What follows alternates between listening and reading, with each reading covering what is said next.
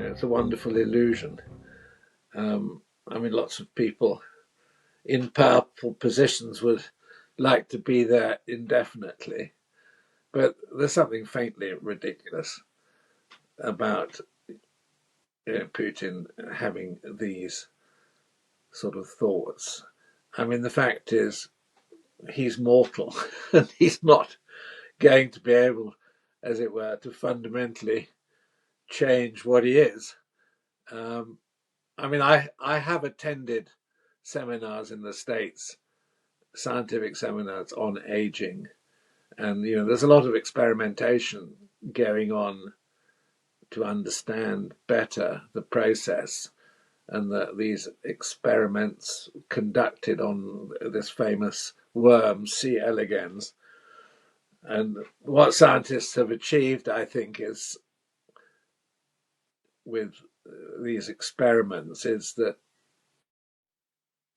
the worms don't age, but they do die. Do you see what I mean? So they have, an energetic life with no deterioration. But there comes a point where, the life is finite, even if they haven't aged. And I'm sure, look, obviously there are scientists who are looking at these issues and trying to crack these problems, but there's something both sinister and comic about this famous, intercepted conversation that took place between Xi and Putin, which was picked up by some errant microphone being close by. And, the whole thing reminds me of, Oscar Wilde's Gothic novel, The Picture of Dorian Gray, which I'm sure you're familiar with. But what I think is interesting about Putin is the rumors, which I think are really substantiated. He has a sort of private clinic, a private hospital for his, to in constant attendance, wherever he lives. And I mean, obviously, there's a security issue here because of the Ukrainian drone capability that reaches so deeply into Russia. So, where he is, I'm sure he moves around, but clearly the issue of his health is a major problem. I mean, I've been on the record as saying I think he has Parkinson's. I still believe that to be true. I'm not going to reveal who my sources are, but they are Russian sources. Obviously, Parkinson comes in many different forms. All I would say is if the man was healthy and, in really good health, would he be quite so neurotic about having a medical team on tap close to him all the time? And I'm sure that, obviously, if he has a condition, he's getting the very best available treatment in Russia, which at its leading edge, I'm sure is very sophisticated. But, the idea that he's going to cheat death, forget it. I mean, that's my personal feeling about this story. And I mean, the other thing, of course, is that if you look at Russian history, and I was originally a historian, many, many, many Russian leaders have reached a sticky end. And, Putin may be in total control, but he's a deeply sinister figure who will be hated by many Russians. And let's face it, the war in Ukraine isn't going particularly well.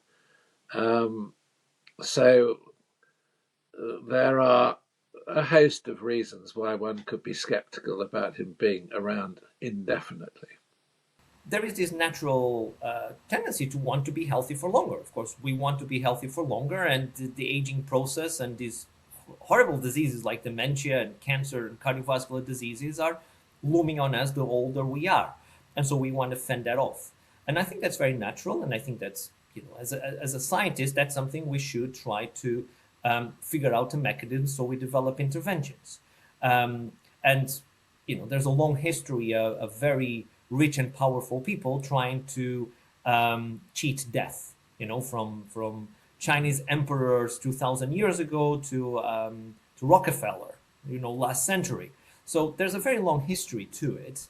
Um, and of course, then there's different ways, however, about going about it. Today it's kind of science fiction to think about that, but the science is, like I said, it's going very, very fast, and it's good because science is to make advances in knowledge. So, but we know today that for aging there is a lot of limits because aging is a systemic process in all your cells, your molecules, your tissue, your organs. So you cannot replace this organ and this tissue, etc. Okay, I will replace everything. It's not possible today, and I think not in the future. Look at the way he behaved during COVID. There's pictures of him sitting, in isolation with no one near him. I mean, this is a guy who's neurotic about his health. And as I say, maybe there are medical reasons why he's concerned about his health. But also, I think, there's a fear that, as an autocratic leader, he will have his opponents. And I mean, bear in mind that there have been a run of political assassinations in Moscow. Boris Nemtsov, Anna Politskaya, the journalist. I mean, there are a whole Navalny. I mean, there are a whole load of political assassinations. This is part of Russian political life, whether they admit it or not. And, why should Putin be immune from this trend? Okay, maybe he's the person responsible for assassinating his opponents, and that's the belief, and I'm sure he's very, very well protected. But maybe one day the people protecting him will be the people that assassinate him. Look, I'm just saying that Russian politics is incredibly brittle. There are no mechanisms for political change. Change, when it comes, is violent, and it could be personally lethal for Putin. I'm not saying there's a risk of that at the moment. I'm just saying the context. You've got to look at this in the broader context of the way Russians conduct their politics and what they're prepared to do. And, he has literally rubbed out many of his opponents. And, there are all these suspicious deaths of oligarchs who've left Russia. And there's good reason to think that some of those were probably targeted assassinations. I mean, there are many scientific research programs looking at aging and looking at extending life. And okay, I mean, maybe what we're talking about is, some biotech research project in Russia, which Putin's very keen on because he sees it as applied to him personally, but it could easily have, much wider scientific significance. And, there are similar programs in the States. I mean, I'm sure that there are some research programs on aging, many here, in the UK. So one needs to be sort of careful about that type of allegation. It's just that Putin probably takes a very strong personal interest and is ringing up the scientists and saying, when are you going to give me that pill? And, so there's a strong personal motivation, which is, I want to live longer and I want to be Russia's undisputed autocrat indefinitely. But, look, we know that's not going to happen. Nature will catch up with him, and if nature doesn't catch up with him, Russian politics will catch up with him, one or other.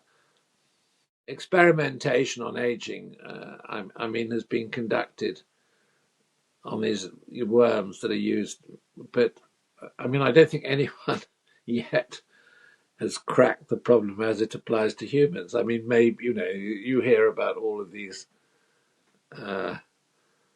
experimental programs, injections, blood plasma, in which you have replaced. Look, I'm not an expert, so I'm very reluctant to go down that particular rabbit hole. But I mean, my understanding is I'm sure if someone felt they had cracked the problem of aging um, definitively in a way which was easily applicable, we would know about it, and we would have clear information. But there's a lot of research and experimentation in this area. I mean, that's all I know. If a country or a corporation or allowed develop an effective way of slowing the human aging process, it would be, one of the biggest discoveries ever, and it would have a lot of obviously huge commercial potential and even political political leverage, as you say. It also depends on how complicated it would be for others to replicate. I mean, that would depend, because it's a lot of interventions, of course, can be copied by others, right? So that would also depend on what exactly is the intervention. Is it a compound, so like a small molecule? Is it I don't know, a gene therapy? Is it something particularly sophisticated, or is it something simple like a small molecule is relatively simple? So I think it depends all well on the exact nature of the intervention. But clearly, from a financial perspective, the business of longevity, the business of solving aging is monumental. I don't know really how, at which step they are in research of aging, but I've seen that Putin is going to put 26 billion of dollars for research, especially on inflammaging and the rage receptor of AGE. I know very well this topic because we were the first to publish that rage is a good target to reduce aging. But in Russia, they are doing good research, but maybe they are doing research not published, like a lot of countries. So they are not an exception. I think a lot of countries are working on aging because there is a lot of money to make money with aging, with aging population in West countries. So they are doing good science, but I don't know what they are doing and what is not published. I don't see the Russians in their current situation where they're effectively conducting grey warfare with the West, being keen, to share a major scientific discovery.